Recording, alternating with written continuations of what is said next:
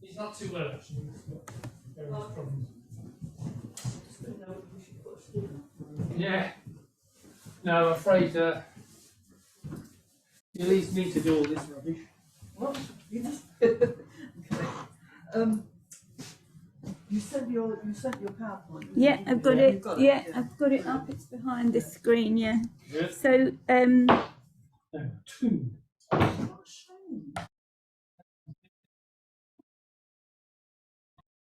Those of you who don't know the library, Ben's lavatory is just here. Okay, right. I need to wash my hands. Well, yeah, you can do that too. Being on the tube and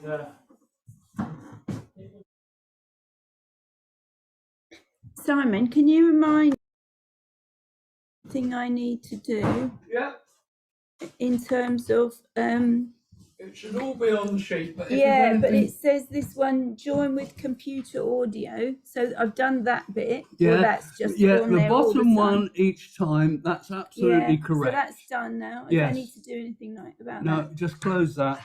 Yeah, okay. And that should mean, is this live? Does your little green light come up when I make a noise in front of this? Oh, some No, problem. there It's should be looking at me and not Well, that's from the because camera. we're using that. Let's have a look at that again. Video.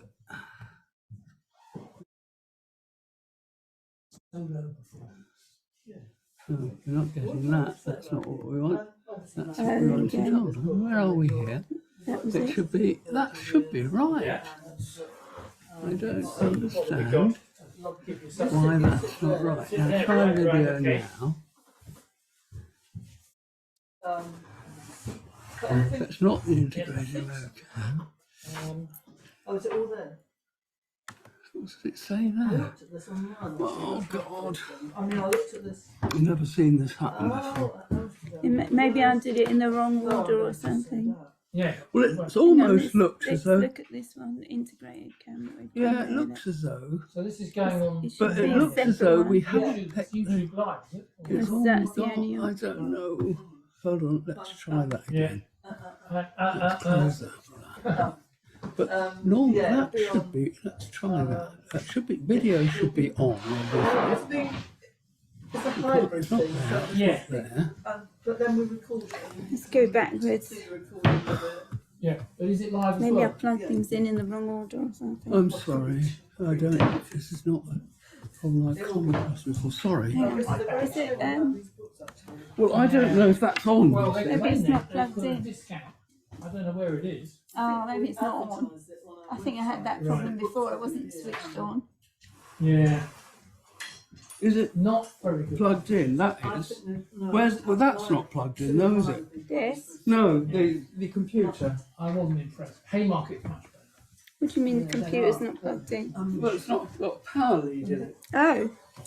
What would you reckon? Is that? Oh, sorry. No. No, it's not. But you just can't reach Well, it. we've just had a whole series published by LEP. They've been good. Oh, Oh. no, that shouldn't be the problem. No, because the laptop is working. Yeah, well, it will until it's waited for a while when there's nothing happening, and then it will shut down. It's set so that if it's plugged in, it won't shut down. But that's not what our problem is it? The video's off right now, so put the video on. Yeah. And then, I mean, Outreach. I'm just trying to think, what That's not right, so you it should be see. that Oh, one, shouldn't it? Merlin. This has never That was a mistake. happened before. That, I think, I'm not sure that that's on. But I don't know why not. Hold on, let's try it. It's not moving, you see. Well, so far I found that. Oh, hold on, there's something else. No, that's what it is. What? The cable that connects this to that is not here. I should spring. Oh, this one? Well, when you start Yeah, it's really worth following the Yeah. Yeah, that's it. That is my end, that's your end. There's only one hole it will go into, and this just goes in any old USB port. Yeah. Yeah, Yeah. that's the one. Yeah. It's a USB-C. Yeah. It's become a bit of a counterfile. Okay. Now, if the gods are with us, Some weird stuff as well. let's try that now. It's not having it, is it? I've turned it off. That's him. Oh yeah. he's got the capital C. So He's got what? Is it on now? I don't know. It's impossible to tell because It should have a little. It should have a little light that comes up.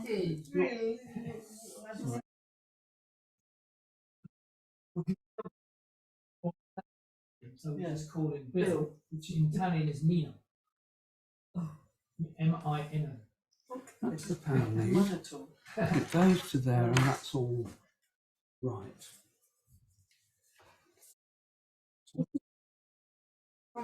Yes, there should come up with a little light. The Where's little the light light then? it should appear just there. Oh, okay. So it's not on for some reason. Oh, that one. How much are they? Well, I don't know. What's not that saying? connected then? Call it the line. No, it's not connected. That's in. And it's Now, when not it's look it right up in. on the web, Right, it's not right supposed to in. be a discount anyway. Still not lit up. At least a third off for No, you. it might be now. Oh. So But let's, I could get it, if I ordered it from the thing, from them, Yeah. I'd get an author discount. whatever you want to Plugged do. Is it? I'm sorry. What? Is this I'll keep the line bigger one. plugged in? Is Sorry. it plugged on? Got on my cables. So. Oh, the There you plug's go. not on. Sorry, could I ask you to just switch Could you this? just switch that? Yep. Thank you. That's it. So when I said, what's my order? Sorry? Oh, Three. Yeah. I've got three. Yeah, that's Okay. Yeah. You won't get more. Sorry, I haven't I said know, I didn't. I know, but- I'm sorry. Can I just squeeze by you? Yeah, that's all right. Thanks very much. Let you Happy now. let you techies get busy. no, no. Everything resolved. Well, I look rather gorgeous on there, I think, don't you? What, more so than in real life? Oh, well, I don't know. My sister's very photogenic. I look like a skull on telly.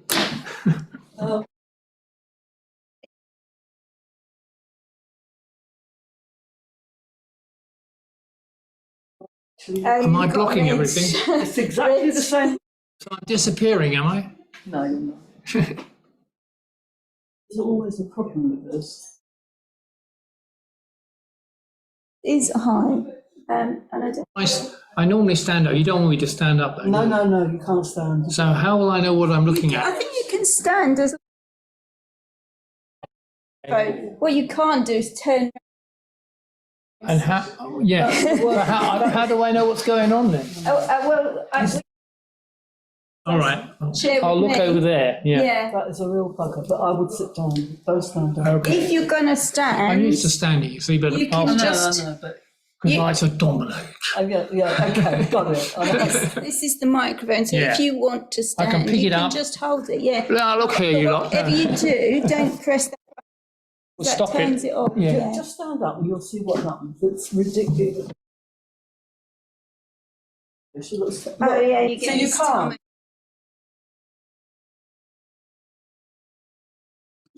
Well, we don't want that. No, That's definitely out. It's I'm on a diet to get that It's down. not a good view, though, is it? it's doing it badly, but that you can just see up Yeah. and you can't. So sit down. It's That a is weird our angle. earnest advice. Sit down, fold your arms, Yeah. shut up.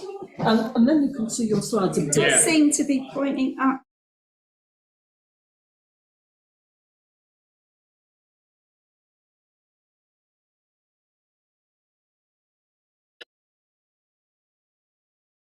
There you go, that's better. Sorry? Oh, It's not a communist pencil. Sorry? It's not a communist People, pencil. oh yeah, no, because that's the thing. Apparently, you shouldn't write in pen because you've always got the opportunity there.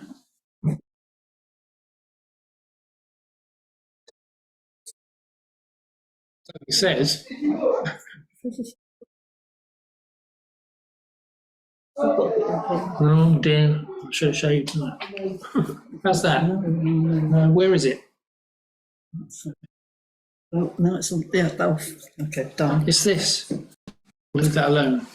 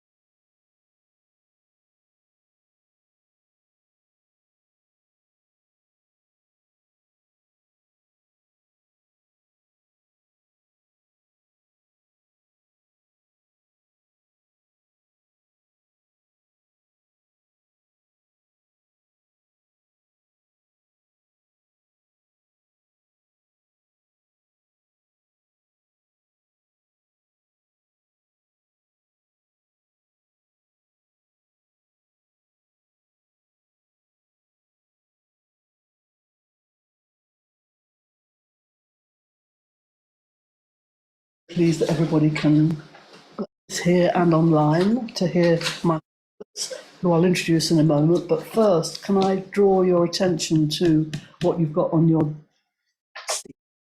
You know, if you get bored with Michael, you can be reading that, but I'm sure you won't, because we're going to. But just draw your attention to the library itself and Marx Memorial Library, which is, we're 90 this year.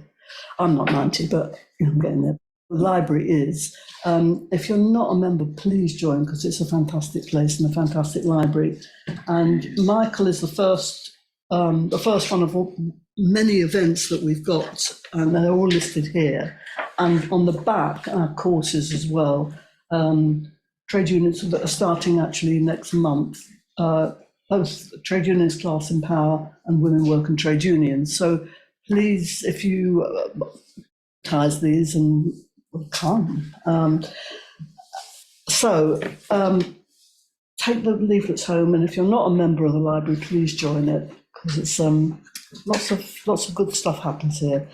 Anyway, you've come to hear Michael Roberts, not me, and Michael is hasn't got many to sell, but nevertheless, this is the book that it's really supposed to be a book launch. It is. Okay, but there's not many books to sell, Michael, that's the point. Michael, for those of you, I'm sure you all do know who he is, he's worked in the City of London, giving, I hope, really bad advice for over 30 years and subverting the City of London. And if you haven't, Michael, I think you're going to start now. So Michael's book is a tour de force of Marxist analysis. It's 21st century through the prism of value, and his co-author is Guglielmo Carchedi, Italian, who's not here. But I think Michael will do us proud. So it's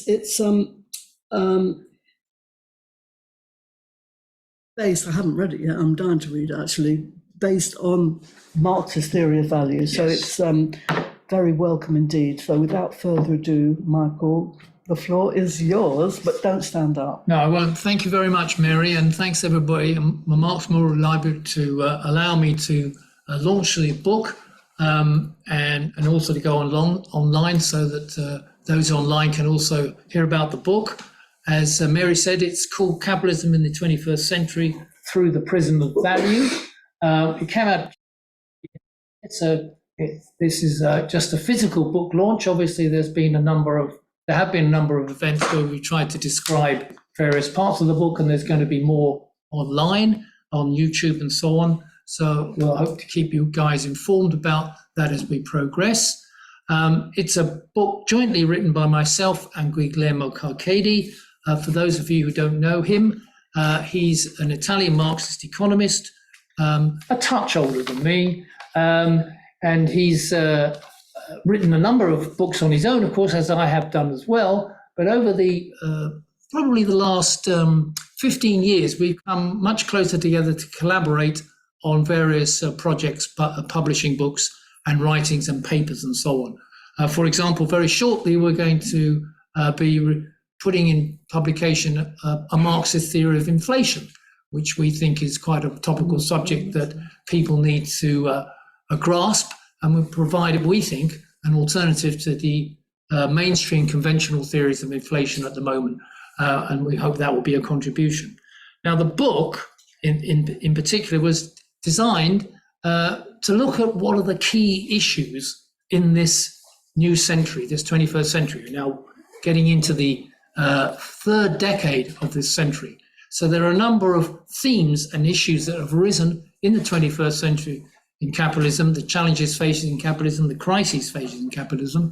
And that's what the book wants to discuss, but it wants to discuss it from the point of view of Marxist value theory, as Mary says, because we see that as the absolute basis of any clear understanding of what's going on in the world economy, and particularly the capitalist economy. There are 6 chapters in the book, and I'll briefly go through these in this presentation. Just to quickly go through the umpteen number of slides I've got. No doubt we will speed past them. So going past that first one, you can see obviously the book there, and the next one outlines the main themes of the book. So you've got basically 6 chapters. What is value? We try to describe what we mean by Marxist theory of value, and how does that relate to nature, which is literally a burning issue, climate change and the extinction of species and the environmental degradation of the world, which capitalism is accelerating in the 21st century. Then we look at the question of money, the state of the banking system, which had crises again only in the last month, and the question of inflation and how that fits in to how the capitalist economy is developing money. And then we look at crises, which obviously is a major question, has been in the 20th century and 19th century, ever since capitalism begun in its modern form, since, say, the beginning of the 19th century. There's been a series of recurring and regular crises of production and investment and employment. Capitalism does not move in a harmonious way. It goes into booms and slumps, which means the loss of jobs and income for people for decades, sometimes for whole generations. They do not recover from the results of those crises. So we want to explain why those are happening and what form they're taking in the 21st century. And then we're looking at another issue that's come back up again in our minds, imperialism. We have the geopolitical conflicts going on between Russia and Ukraine, the potential one between the US and China over Taiwan in this decade into the next decade, serious conflicts. And also in the book, we want to go back to looking at what a Marxist view of imperialism is, that Lenin first described at the beginning of the 20th century, and 100 years later, has that changed in any way, and in what form are the changes? And we're looking at it from the point of view, again, of value theory. And then another very topical subject in the 21st century is the question of knowledge production and robots and artificial intelligence. Those of you who have jumped onto the media recently will notice things like Chat GPT, which is the new artificial intelligence, which is apparently learns everything as it goes and becomes more and more knowledgeable, even more knowledgeable than your speaker tonight, if that's possible. And we now can ask questions to Chat GPT. I asked it a few on the way up today about this, that, and the other, like, what is the Marxist theory of value, and so on. I've put this on my blog, by the way. The replies are quite interesting. The gist of it is that they're very general, more or less correct, but don't really take you any further than my erudite explanation will tonight. So, but we see this is just the early stages of a new development, which the media and the capitalist hierarchy are considering as possibly a game changer that will change, get capitalism out of its long depression and failure to grow in any sort of way to meet the needs of the world. And now, thanks to artificial intelligence and robots in other forms, not just in machinery, but also in human help, and also the question that knowledge is the dominant generating form now of creating a value. So that's what that chapter is about. And we finish with an alternative. What is a socialist society like? How do we transform towards socialism? What's that transitional process involved?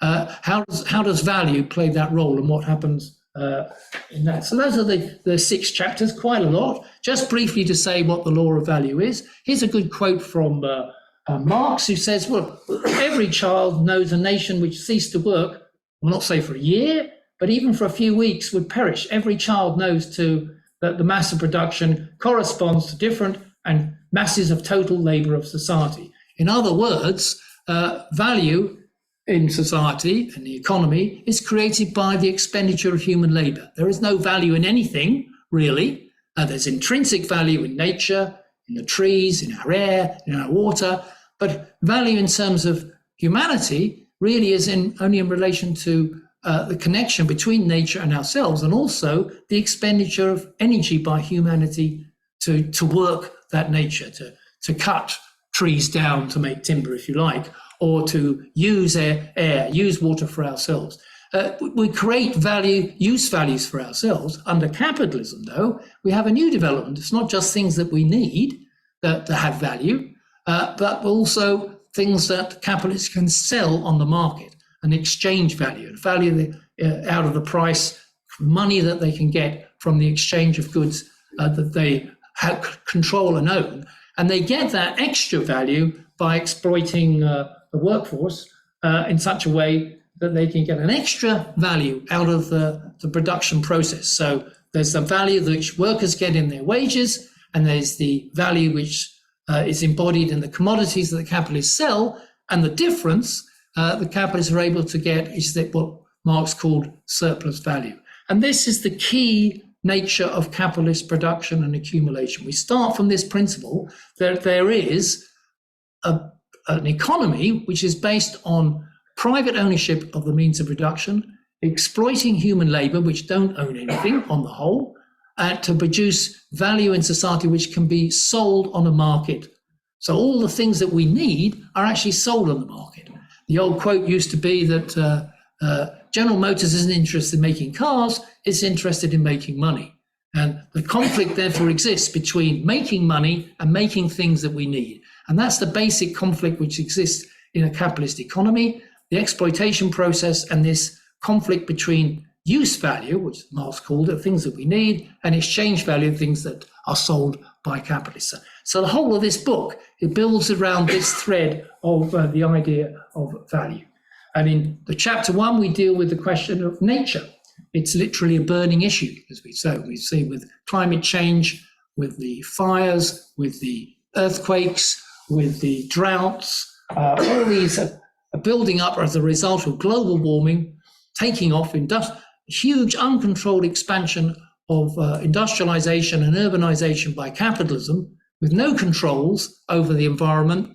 The result, so the drive for profit over the needs of the environment, and our relation as human beings with nature as well has been divorced and led to this situation where we're now quite likely in the next 2 decades, as far as we can see, even shorter, be in a position where the tipping point has been reached, where we will not be able to control a rising global temperature, which causes severe damage, not only to nature, but to billions over the next couple of decades in this century. That's why we put this first, or a first chapter, because this is such a threat, not only to humanity and to nature, that it cannot be ignored. And so far, capitalism has been unable to come up with an answer to deal with it.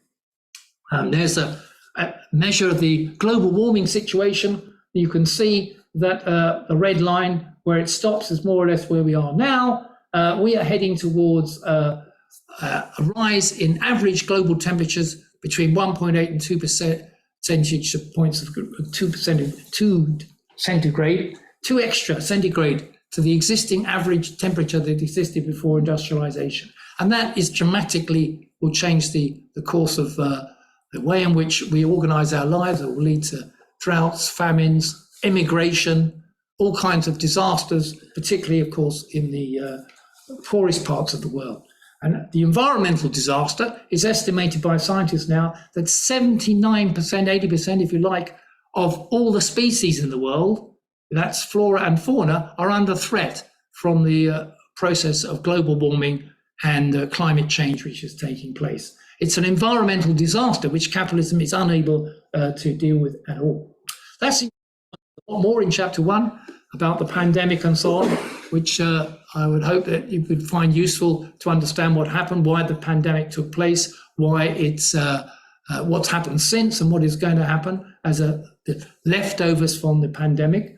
But in chapter 2, we come back to issues which are probably a bit more existed well before the 21st century, namely the rise in financial sectors of the economy, which have now dominate in many ways over the productive sectors of the economy. Industry has been increasingly replaced by finance, particularly in the advanced capitalist world or the imperialist world, particularly in places like Britain, where the most important thing is the banking system, the financial system, I think, and the same in the US, rather than meeting the needs of the population. Money is out to make money. It doesn't matter if there's anything produced. It's a question of speculation over financial assets and so on. And in particular, we've seen in this chapter, we also deal with, as I said before, an attempt to try to explain why we have had this sharp rise in inflation now, but also why inflation never rose very much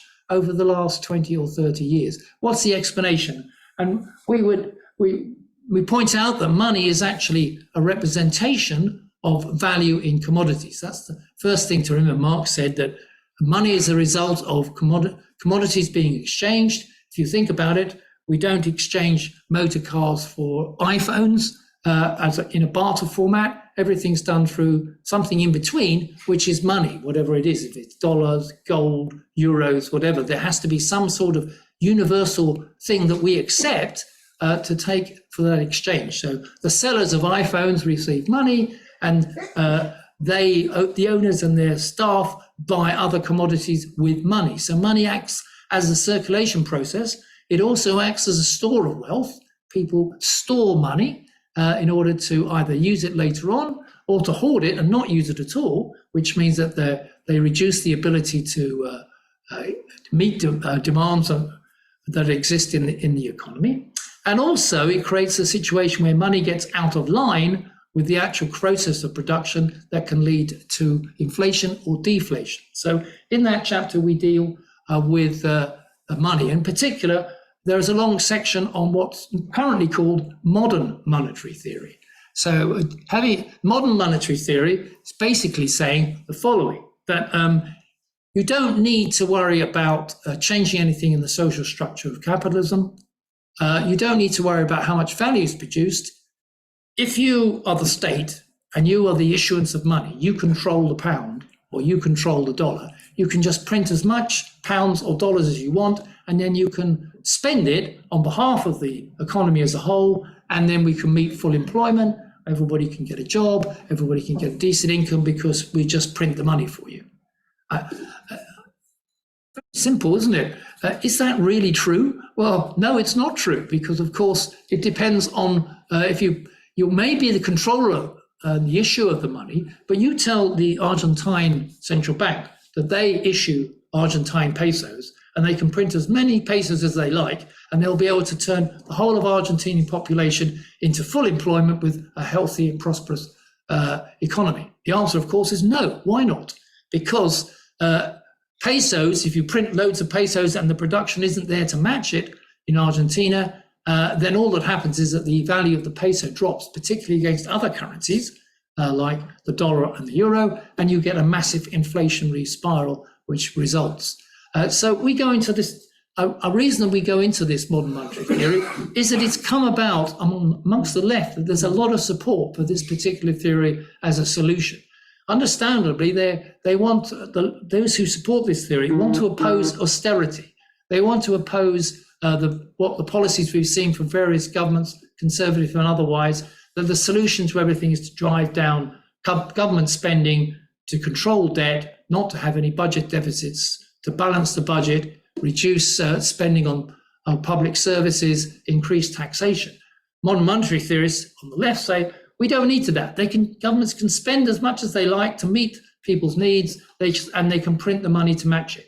This is the alternative to austerity, which this particular theorists provide. And unfortunately, that doesn't work either, because it will fail to deliver the full employment, because it doesn't.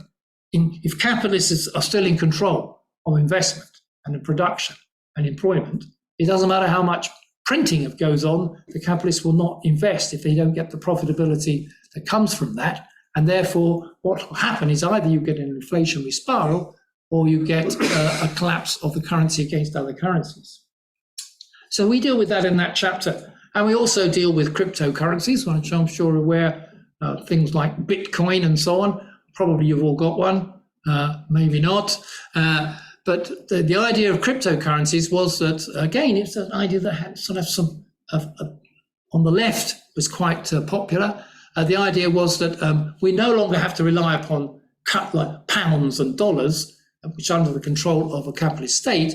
We can make our own digital currencies, Bitcoin and millions of others, and we can make these, and people can use these as money, and they can on the system of state money, and that this will be the new form of money. Well, unfortunately, if capitalism dominates the economy and the capitalists dominate the economy, that is not what's going to happen. Bitcoin and other currencies have not become universally used by us for money. I don't know if you want to go down to the automatic teller, nearest one, I don't think you'll be able to get a Bitcoin at the moment. There are a few countries where you can do that. El Salvador is one. You can go and get a Bitcoin or a portion of a Bitcoin out of your automatic teller. What can you do with it? Well, you can go and convert it back into a dollar.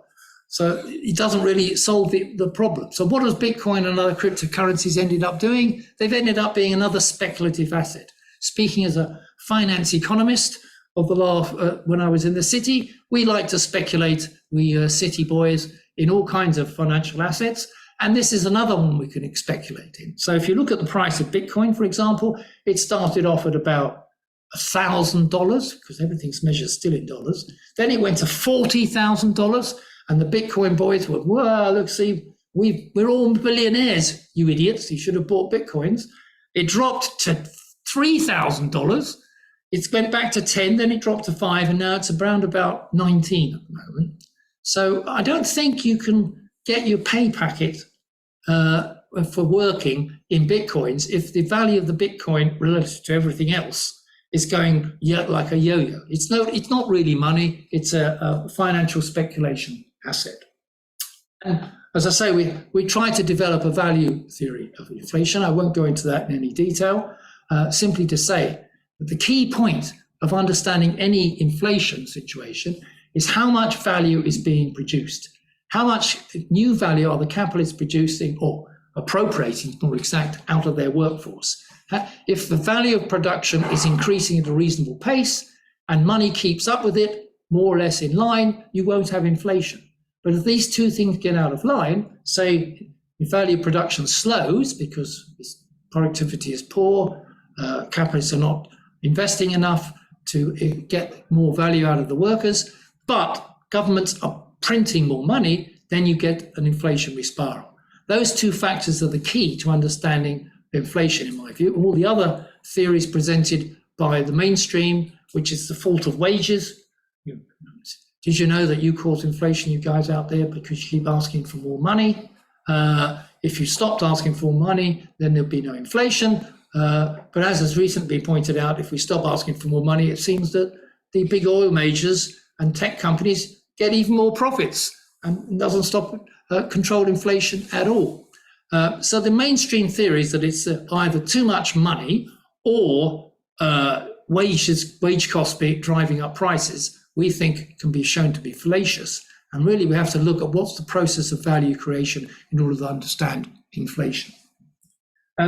Okay, so we've got through two. Third chapter, basically one that, what are the fault lines of capitalist production? In our view, we start with value production again. How much value is being produced in the economy by the workforce globally and each country? How much profit is being made by the capitalists out of that relative to the expenditure they're making on means of production, machinery, raw materials, and the workforce? The profits that they make relative to what they've invested over a period of time, in other words, the profitability of capital, is key to understanding whether there's going to be a crisis in capitalist economies. Every time there's a fall in the rate of profitability or profit, then almost what follows pretty quickly is a fall in profits and then a fall in investment, employment, and incomes. So that is in my view, the Marxist theory of crises, which occur on a regular and recurring basis. The alternative views are either that the workers don't have enough money to buy all the goods in the world being produced by the capitalists. It's called an underconsumption theory, or that it's due to reckless financial speculation and nothing to do with capitalist production itself. Well, in the book, we show that both those theories are not correct, but we have to understand that it's crises which occur, as I say, regularly, are really down to the movement in profitability. And here's a graph. This is the world rate of profit worked out by various people, going way back, I think to 1850 there. And you can see that there has been a long-term downward trend in the profitability of capital. This is world, like it's the top 14 countries, if you like. Not in a straight line. There are periods, particularly in the in wars where profitability rises sharply afterwards, and also the periods when perhaps when there's been a sufficient amount of destruction of capital and people's jobs that they have a chance to take, capitalists have a chance to take profitability forward. If you look at the right-hand part of that graph, you can see where we are now. This is the lowest level of profitability in the history of capitalism. It's a downward process that continues. Now, maybe ChatGPT is going to dramatically take that little dot at the bottom right up to a new height. I somehow doubt it, but the only way that could happen is if there's a complete liquidation of whole sections of capital, the worst industries, the worst companies. There's about 20% of companies that don't make enough money to even pay their debt servicing internationally. We need to wipe those out. If I'm a nice firm finance capitalist sitting back in the bank, we need to wipe out those 20% and all the workers who work for them. And we need to reduce the workforce and concentrate on using more robots. And we need to transform the position where we can raise the profitability of capital. If we don't do that, then we'll stagger along, as you can see, right on that low level. This is just a quick graph to show that whenever the rate of profit falls, which is the, I think it's the black dot, yeah. Whenever the rate of profit falls, these are different moments of slumps in the last 70 years, then the mass of profit falls as well, and then you get a crisis, a slump in production and investment. There's a very high correlation between the movement in the rate of profit and the mass of profit and a slump in production and investment. It's the highest correlation compared to any other theory presented. We are. The fourth chapter, Imperialism and Value. Well, I think that when imperialism sort of disappeared from the horizon in the discussion of theory and understanding what's going on in capitalism, say in the period since the Second World War, but it's right back with a vengeance now, as we know, in the 21st century with the major struggles going on. And why is that? It's because capitalism, as we saw with that world of rate of profit graph, is in serious difficulty. Capitalists are finding it much more difficult to get profitability up, to make it worthwhile for them to invest and expand and open up new markets. And new markets are beginning to disappear as the whole world comes under the control of capitalist production. Well, some people say to me at this point, what are you talking about? Low profits. I mean, look at what these mega media companies are making. Look at what the banks are making. Look what the oil majors are making. It's not true that profits are low. Well, you're looking at the very, very small section of the whole of the capitalist sector. As I say, vast swathes are not making any money at all, and the middling ones are making less and less. So on average, it's not a good situation. Yes, the strong are there and the weak are there, but there's a big difference between the two, and the average is continually under pressure to go down. And when profitability is under pressure, then there's an extension of imperialism. There's an attempt to maintain the position of the sections of the world which the various imperialist powers have. And who are these imperialist powers? I think we might be able to show you. Just to say that the exploitation process is one of transferring in imperialism from the weakest countries in the world, the poor countries in the world, the surplus value that they produce from their workers on low wages, with foreign companies investing there, but also domestic companies investing there, and through trade and through the transfer of credit and financial flows, repatriating profits, all of that comes back to the imperialist countries from the dominated ones. This is our measure of how much surplus value each year has been taken out by from the poorest countries to the dominating countries, the dominated bloc, the imperialist bloc. Before I say that, which are the imperialist powers? I want to tell you that. We worked out, when Lenin wrote Imperialism, the latest stage of capitalism, or the highest stage of capitalism, depending on how you translate it, he said there are about 13 or so countries which dominated through finance and through their productivity and technology over the rest of the world, and were expanding their export of capital. We looked at the figures, and it's exactly the same number of countries. There have been no additions to the imperialist bloc in 100 years, really. You say, well, is that true? Yeah, it's true. We looked, we couldn't find another imperialist country that came in the last 100 years, Korea, well, it's not really. Taiwan is tiny. Singapore, even tinier. Can you really count those as imperialist countries? They aren't, because they don't have a big inflow of surplus value from the poorest countries. And if you want to say, it's worth saying, is Russia an imperialist country? Is China an imperialist country? Not on our measure. None of those countries have high inflows of surplus value from other countries. On the contrary, there's a large outflow of surplus value from China's trade to the imperialist bloc, which remains that G7 countries, plus a few others like the Scandinavians and some of the European Eurozone countries, Australia, basically about 13 or 14 countries. Some are very small. It's really just the G7 that dominates the world, both technologically, in sucking in all that surplus value financially, and therefore has the position. And above all, you can see the US sitting on top as the hegemonic power in this imperialist bloc, which has lost, the US has lost ground relatively to the rest of the world. We know its manufacturing base has declined, its trade position has declined, but it still has a very big financial position in the world. And of course, one other factor which makes it dominant, it is the biggest military power in the world. Arms spending and the armed forces of the US are bigger than all the other countries, including China, Russia, and the rest put together. That's how big the US strength is militarily and also financially. And it can rely upon that, a bit like the Roman Empire, when it lost its position in the Roman Empire, at least Rome did, it was able to maintain that position with military and financial power when it ran out of slaves and no longer had the productive power to expand their base. The US is in that position, but it's still, it's US is now a relatively weaker imperialist power than it was 50 or 60 years ago, but there's still a long way to go before it could be regarded as being defeated. In chapter 5, we deal, as I opened up briefly, with the question of knowledge and value.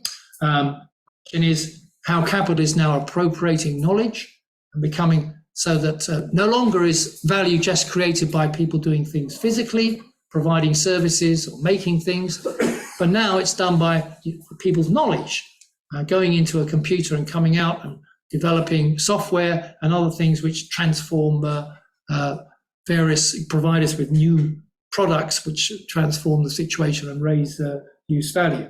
And robots and AI are now replacing human labor at a fast rate. Here's a graph which shows the blue line is the number of robots per population in the world, and that's the human number of people in the red line. So you can see that we're already there. As we speak, there are more robots in the world than there are human beings.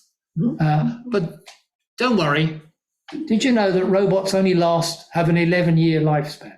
They have to be replaced after 11 years, on average, at the moment. The rest of us out here, we can work till we drop.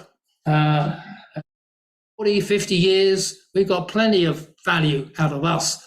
Robots, you have to keep replacing them. Who knows if maybe they'll get cheaper, maybe they'll get better, but they don't last. Yes, and the reason for that, of course, is that they work 24 hours a day, 7 days a week, 365 and a bit days a year, while the rest of us, of course, only work 1 day less than that. So robots are taking over, but they're not in a position to take over to the point where human labor is disappearing yet, and not for well some time. I've dealt with ChatGPT, so I won't go through that anymore. I don't consider it's a game changer yet. There's still a long way to go before we can consider that everything will be in the knowledge of me just going onto this phone, opening up an app for ChatGPT and asking a question about what is that on your guy's jacket there, and GPT, you'll tell me in 2 seconds for what that's worth, so on. But we haven't reached the point where it actually trying to transform society, in my view, yet. So this final chapter, which is obviously in many ways where we should sum up. Yes, I know the watch is getting on, so I shall come to the end. It's a class of society we want, isn't it? We want a society with common ownership without the private property dominating. It's common ownership of no money. Remember, socialism means no money. How's that possible? It means that everything we produce is directly consumed. It's available at the point of consumption to everybody through direct production and consumption. There is no exchange process. There's no market to buy and sell goods or exchange goods. If we produce enough, starting with the basic necessities, and you say, well, does that happen? Yes, it does even now under capitalism. Would you believe we have a National Health Service? But you don't pay at the point of production. You get that service when you ask for it, sort of. Now, that applies to education. It applies somewhat to transport. It applies to other basic sectors as well, to some extent. We could certainly move in a socialist society very quickly to one where all kinds of basic services, including food and other basic products, will be produced for free at the point of production and consumption are now being exchanged. That will mean a transfer of resources away from very important things that capitalists think are necessary, like advertising, armed forces, all kinds of other wasteful areas of resources which are wasted, and moving into areas which meet a social need, even under the present state. But if we have a planned economy under common ownership, we can dramatically increase the level of production and so on. It also means no state.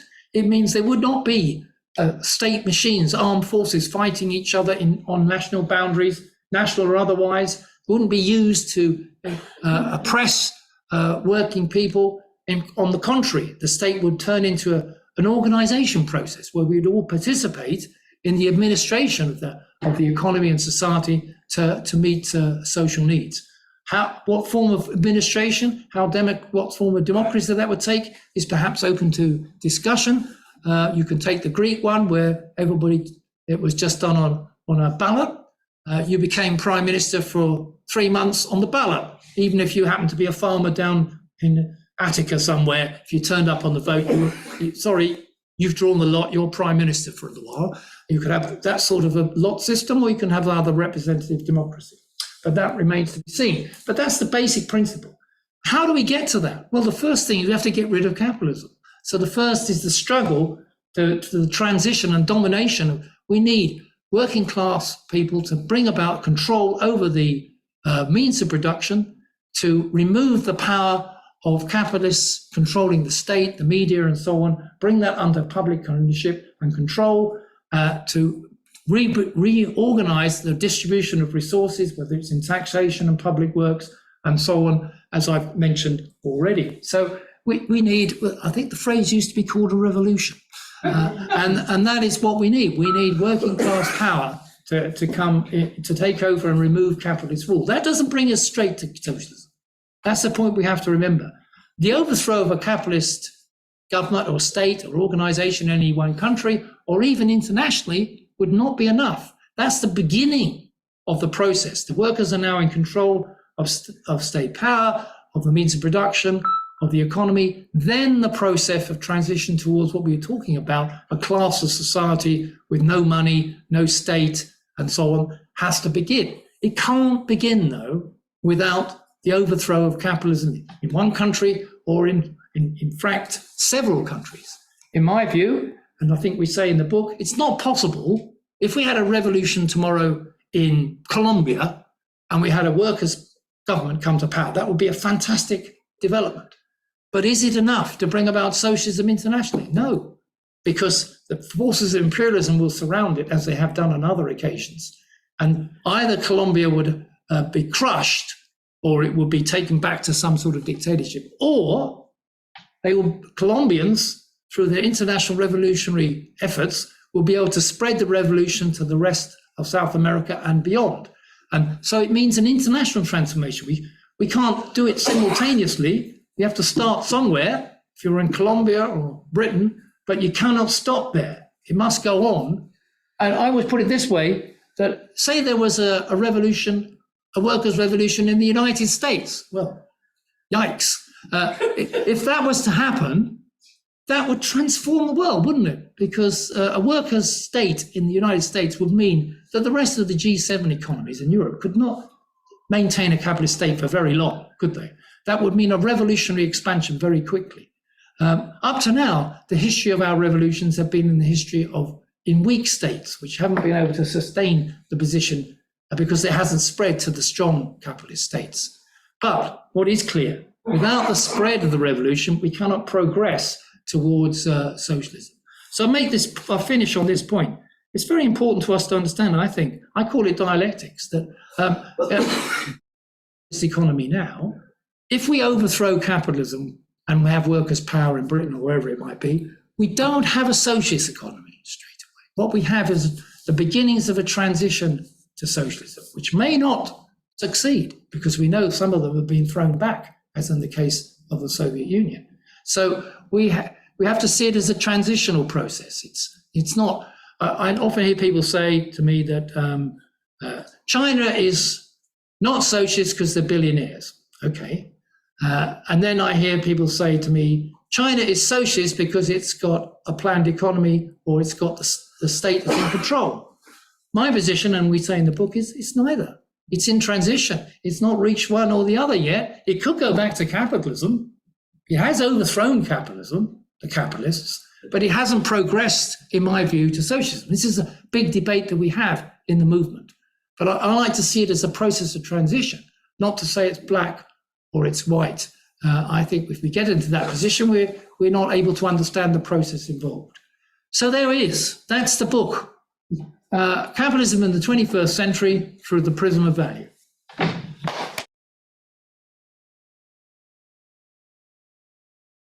I think that was a bit of a tour de force, really. Yeah. Cool. Okay. There's questions. So you're first. Stop recording.